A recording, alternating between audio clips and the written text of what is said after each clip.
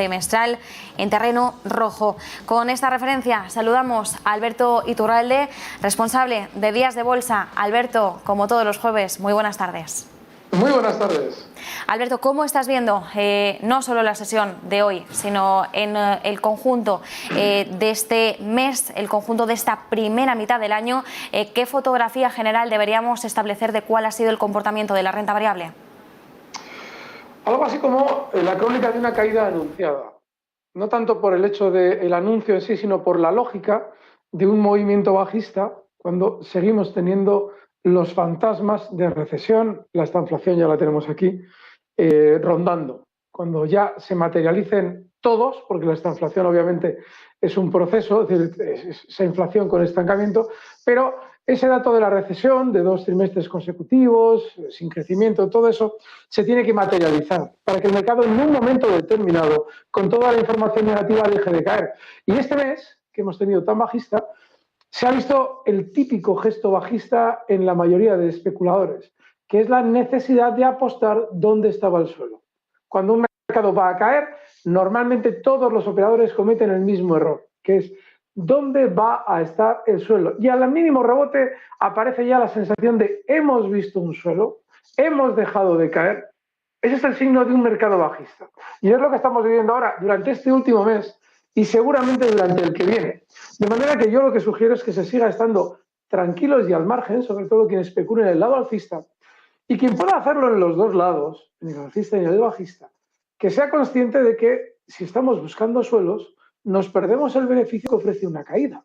Así es que yo sigo pensando que el lado genérico es el corto y hay que seguir así. Ahora vas un dato de cierre en el DAX tremendamente discreto, porque hemos tenido al DAX cayendo mucho más de lo que lo está haciendo ahora. Estamos hablando de que desde el cierre de ayer en niveles de 13.000 puntos ha llegado a caer hasta zonas de 12.615. Ahora está en 12.810, suavizando mucho la caída. Es normal este tipo de movimientos dentro de los más importantes bajistas. Es decir, caídas importantes durante la mañana para en el cierre amagar un rebote y que a cierre de sesión todo el mundo se piense que la cosa ha terminado en cuanto a las caídas. De manera que lo más normal es que incluso viendo lo que sucede durante la sesión de hoy, sigamos viendo más caída durante los próximos días. Alberto, bien apuntabas la certeza, ¿no?, de la situación de esta inflación. Veremos qué ocurre respecto a la recesión técnica. Recordamos, son 2 trimestres consecutivos de retroceso, de contracción del PIB, a la espera de todas formas también de conocer más, ¿no?, si esa posible recesión se queda en una mera recesión técnica o si se queda durante un periodo prolongado de tiempo en una recesión más duradera. Son precisamente parte de las dudas que ahora mismo están revoloteando en este entorno.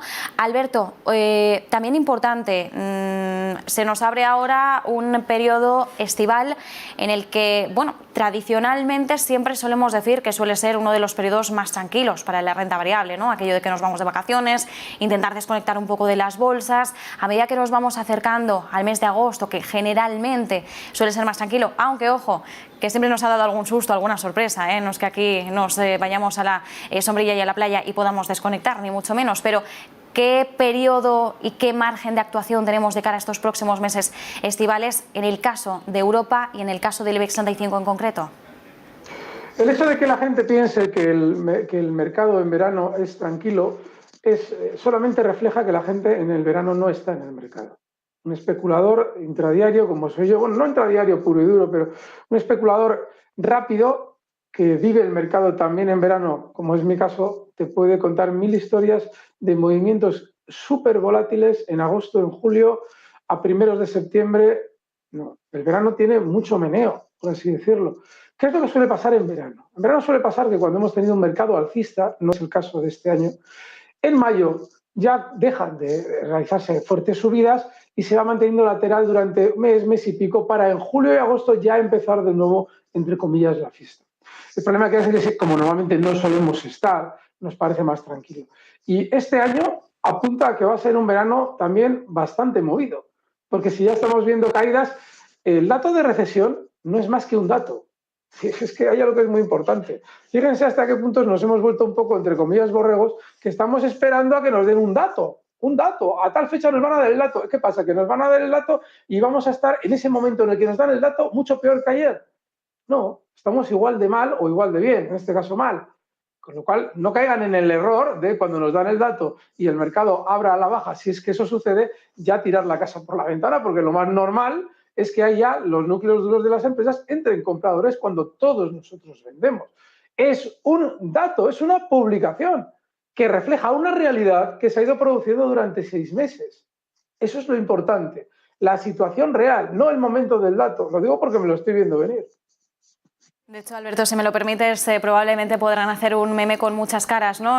Una vez tengamos sobre la mesa la constancia de una recesión técnica, podremos decir, bueno, ¿y ahora qué, no? Ahora que ya lo tenemos sobre la mesa, ¿qué hacemos? Gran interrogante. Mientras tanto, Alberto, más allá de la renta variable europea, me interesa también tu opinión sobre qué es lo que está ocurriendo en Estados Unidos. Hoy leíamos titulares, ¿no?